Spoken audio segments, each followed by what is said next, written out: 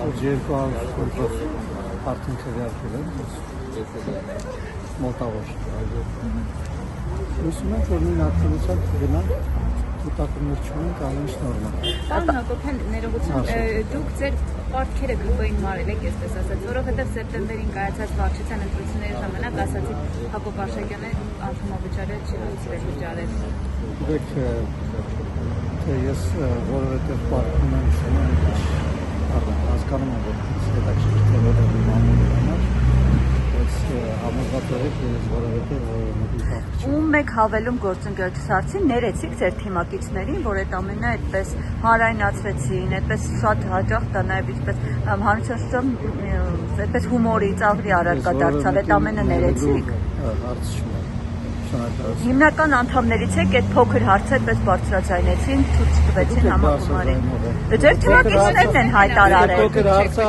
Բանական ձեր թիմակիցներն են հայտարարել։ Դուք ինքներդ ձեզ հակասում եք, համ ասում եք ներեցիք, հետո ասում եմ, որ ներելու ոչ մի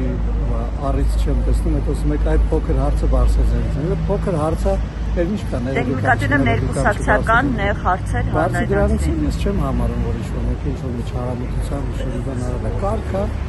այդ կարգի համապատասխանությունը պիտի պահվի, ես որովհետև տարօրինակ բան չեմ տեսնում։ Ես տարօրինակ բան եմ տեսնում, երբ որ անիմաստ թեմաները փքվում են։ Դա մեջ տարօրինակ բաներ տեսնում։ Ներողություն, պարոն Արշակյան, հազար անգամ կներեք։ Պարոն Արշակյան, ինչով եք վստահ, որ օրինակ այս ընտրությունները ԿՊ վարչության ընտրությունների պես չեն ձախողվի հայտնի դեպքի հետ։ Ես չեմ համարում, որ որևէ մեր արած ընտրություն ձախողվել է։ Ավելին է, ոչինչ, վերահաշվելը նորմալ բան է։ Այստեղ եք նախատեսում։ Տեխնիկական հարցեր են, հնարավոր է, որ լինի ինչ-որ տեխնիկական թեթևություն եւ վերահաշվարկել դրա համար, որ որևէ մեկի մոտ հանկարծ կասկած չառաջանա, որ այդտեղ տեխնիկական հարցերը լուծված են։